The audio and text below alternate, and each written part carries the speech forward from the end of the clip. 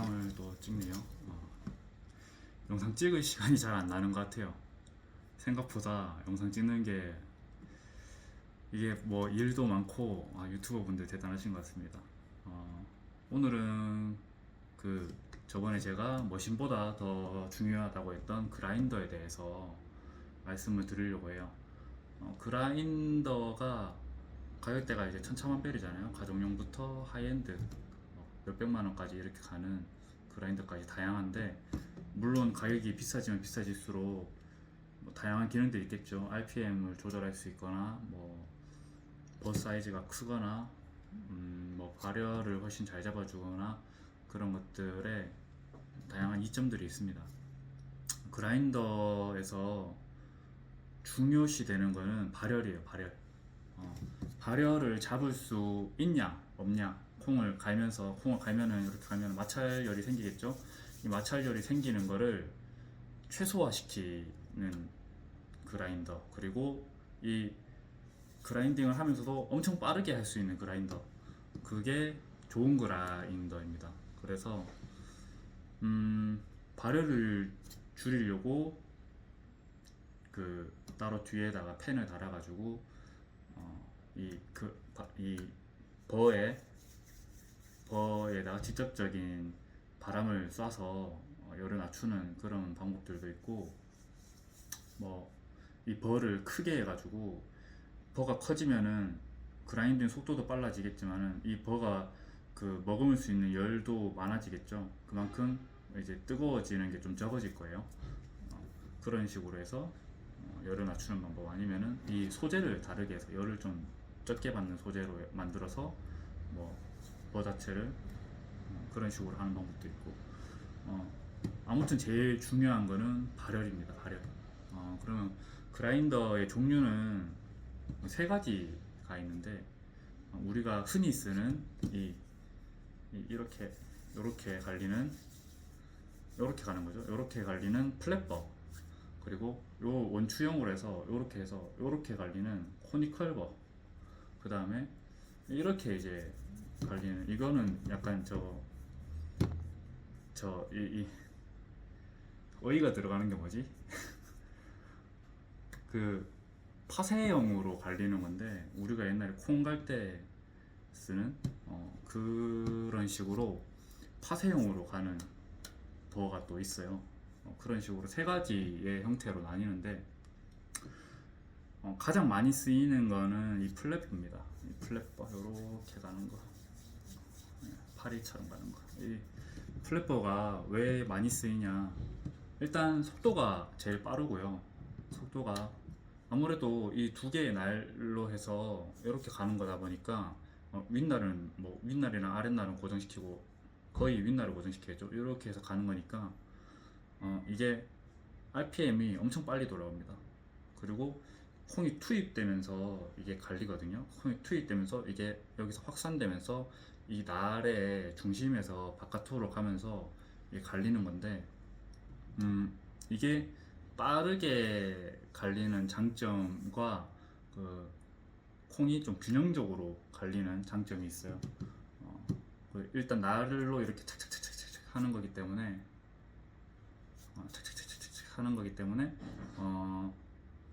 좀 더 일정한 분쇄를 했을 때 얇은 분쇄와 굵은 분쇄가 거의 좀 일정한 편차가 많이 없는 편을 보여줍니다. 그러다 보니까 업장에서는 이렇게 빨리 갈아야 되니까, 이렇게 빨리 쳐내야 되니까 이 플랫버를 많이 선호하는 편이고, 플랫버가 이렇게 수평 형태도 있지만은 EK43처럼 수직 형태도 있고, 미토스처럼 이렇게 대각선으로 이렇게 된 형태도 있죠. 이거는 중력에 의해서 콩을 이렇게 안에 잡히지 않게끔, 안에 이제 콩이 남아 있는 게 없게끔 이렇게 사이에 벌려서 바로 중력에 의해서 바로 떨어지게끔 해서, 이거 날이 있는 공간을 챔버라고 하거든요. 챔버 안에 원두가 안 남게 하기 위한 형태입니다. 그래서 EK43이 좀 많이 좋았던 이유가 버도 크고 속도도 빠른데 이 안에 챔버 안에 원두 잔량도 많이 없어요. 그러다 보니까 뭐 부하가 크기 때문에 발열도 좀 적었고 이 콩이 엄청 빨리 갈리기 때문에 효율성도 좋았고 챔버가 이렇게 수평 이렇게 수직으로 있기 때문에 챔버 안에 남는 잔량도 적었고 해서 EK43을 좀 많이 썼던 거거든요. 이 에스프레소용으로도 그런 좀 장점을 가진 기계였고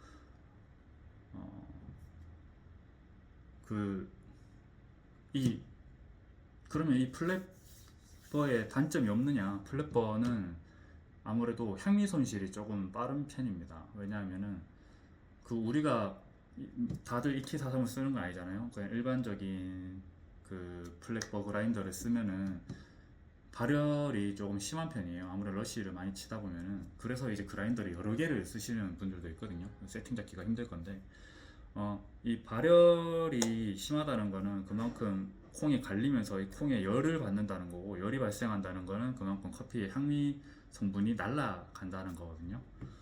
그래서 플랫버는 딴 건 다 제쳐두고 발열만 잡을 수 있으면은 발열이 최대 단점이다. 발열에서 의한 향미 손실이 최대 단점인데 그 말고는 사실 뭐 단점이 있으려나? 속도 빠르고 단점이 딱히 없는 것 같아요. 그러면 이제 플랫버 말고 코니컬버 이렇게 원추형으로 해서 코니컬버는 어떤 장점과 단점이 있냐 보면은 코니컬버는 아무래도 이렇게 이런 식으로 해서 이게 이제 돌아가거든요. 이게 고정인데 이렇게 돌아가는데 위에서 이제 원두가 투입이 되겠죠. 투입이 되면은 요 위와 요 아랫날 사이로 이렇게 들어가면서 콩이 이렇게 자연적으로 들어가면서 갈리는 방식이란 말이에요. 그러다 보니까 플랫버보다는 확실히 그 분쇄의 균일도가 좀 떨어집니다. 근데 분쇄의 균일도가 떨어지는 게 단점이냐? 그만큼 향미 성분이 다양하게 나와요. 맛의 스펙트럼이 엄청 넓다는 거죠. 속도는 아무래도 이렇게 갈리다 보니까 속도는 좀 느립니다. 왜냐하면 이 원추가 너무 빨리 갈려버리면은 콩이 껴버리거나 이런 상태가 생기기 때문에 좀 많이 그라인딩은 좀 느린 편인데 대신에 맛의 스펙트럼이 넓다 보니까 내가 표현할 수 있는 맛이 좀 많이 넓어져요. 그 플랫버보다는 향미 성분이나 이런 것들이 훨씬 또 좋게 나온다고 저는 생각하거든요.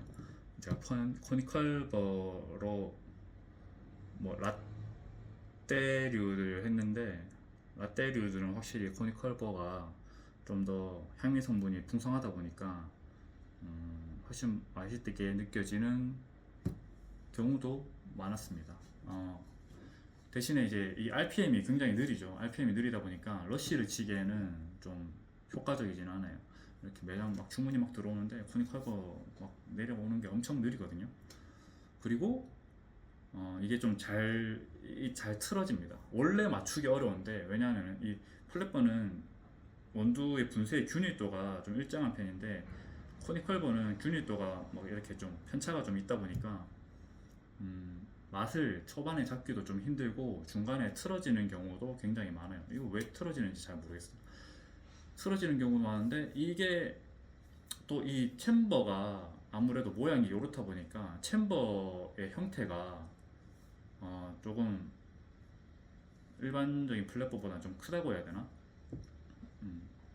그러다 보니까 원두에 세팅할 때 안에 이제 그라인딩을 시켜서 이 챔버 안에 원두를 밀어내는 갈아내는 이게 굉장히 많습니다. 그래서 맛잡기도 좀 어렵고 뭐 이 단점만 있어 보이는데 향미가 일단 향미 성분을 훨씬 더 많이 내주기 때문에 그 RPM도 낮아서 발열도 좀 적은 편이고 향미 성분 부분에서는 아무래도 코니컬버가 좀 더 좋다고 저는 생각을 해요. 그 맛을 중시하냐 아니면 효율을 중시하냐 이렇게 해서 플랫버냐 코니컬버냐 이렇게 나뉘는 것 같아요. 사실 그 아까 얘기했던 마지막에 이렇게 막 이렇게 분쇄해서 가는 아직까지 이름이 생각이 안 나네. 맷돌 형태처럼 이렇게 갈아서 하는 거면 맷돌 형태에서 갈아서 하는 거는 사실 코니컬버랑 큰 차이가 없거든요. 큰 차이가 없다고 보고 이게 아무래도 속도나 이런 부분에서 좀 불리할 거기 때문에 뭐 많이 사용하는 형태는 아닙니다 요즘에는. 그리고 뭐 그라인더를 사용하시다 보면은 이 고장이 한 번씩 발생을 해요. 그라인더가 사실 근데 이렇게 분쇄를 갈아주는 거기 때문에 고장날 일이 많이 없거든요. 뭐 완전 딱딱한 돌이나 이런 게 들어가지 않는 이상 고장날 일이 잘 없는데, 만약에 내 그라인더가 고장이 났다, 안 켰는데 안 돌아간다, 왜 안 돌아가냐, 뭐 안에 날이 안 돌아가, 이런 경우는 거의 대부분 콘덴서라고 해서 그 전원 부분에 있는 전원을 공급해주는 그 부분이 고장이 좀 잘 나가요. 그래서 뭐 콘덴서만 교체를 해도 되는 경우들이 있거든요. 그래서 한번 그라인더가 만약에 안 돌아간다 그러면은 콘덴서 얼마 안 하니까 그 콘덴서를 직접 갈아보셔도 됩니다. 전원 코드만 빼가지고 직접 가셔가지고 그렇게 한번 확인하시는 것도 뭐 그라인더 관리에 좋은 거고, 그 원두 오일이 많은 원두를 쓰게 되면은 아무래도 날에 끼는 오일 성분이 많다 보니까 날에 껴 있는 경우가 많아요. 그래서 배전이 높은 원두를 사용하시는 매장이나 집이면은 한 번씩 그라인더를 일주일에 한 번씩이라도 그라인더를 이렇게 날을 청소해 주는 게 좋고, 그라인더 날들이 비싸잖아요. 비싼데 이거를 이 분해했다가 청소를 하게 되면 0점을 다시 잡아야 되는데, 내가 분해하기 전과 후가 많이 다를 거예요. 많이 다른데 그 0점을 잡아야 되는데, 이거를 조정을 하실 때 날이 만약에 다 부딪힌 상태에서 돌려버리면 이 날 다 나가버려요. 0점 잡기가 좀 그래서 굉장히 좀 조심스럽습니다. 그래서 그 전원 코드 빼시고 0점 잡으실 때는 전원 코드 빼시고, 이 날이 그 손으로 이렇게 돌렸을 때 부딪혀서 소리가 나는 부분이 있을 거예요. 그 부분에서 좀 떨어뜨리고 나서 그 다음에 전원을 켜서 이 조절할 때 날이 닿지 않는 선까지 아주 조금씩 돌리면서 그렇게 조정을 해서 0점을 잡으시는 게 좋습니다.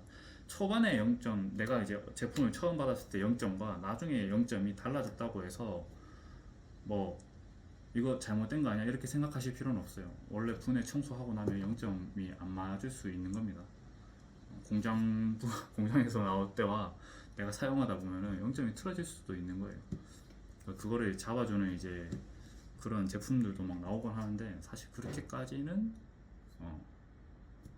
그거 사서 비싸가지고 그거 사서 하는 거는 좀 아닌 것 같고. 그리고 플랫버가 이게 아까 입자가 그 균일하다고 했잖아요. 입자가 균일하다 보니까 우리가 이제 포토피터 바스켓에 원두를 담을 때 이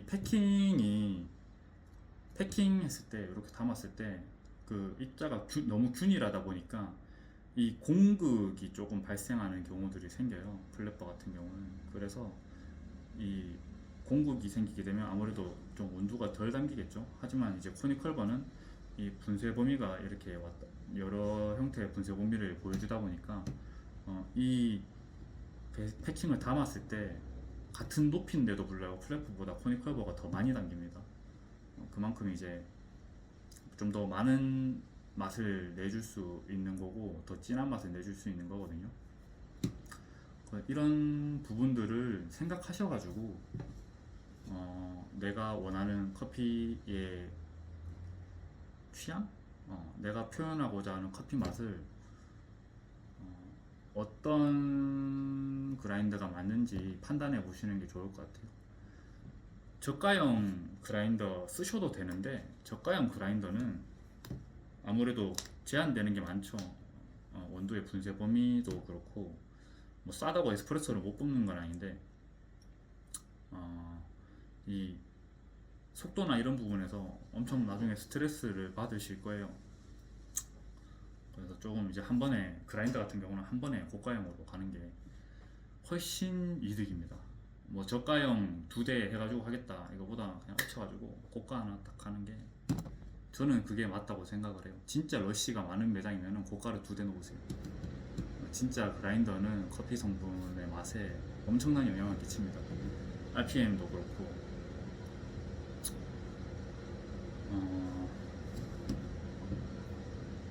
다른 또 궁금한 게 있으시면은 댓글 적어주시면은 제가 뭐 좀 더 공부를 해가지고 또 알려드리도록 하겠습니다. 다음에 또 뭐에 대해서 말씀드려야 되지? 다음은 냉장고나 이런 거 해볼까요? 다음은 냉장고 한번 얘기해 볼게요. 오늘도 여기까지 봐주셔서 감사합니다. 아직 어색해.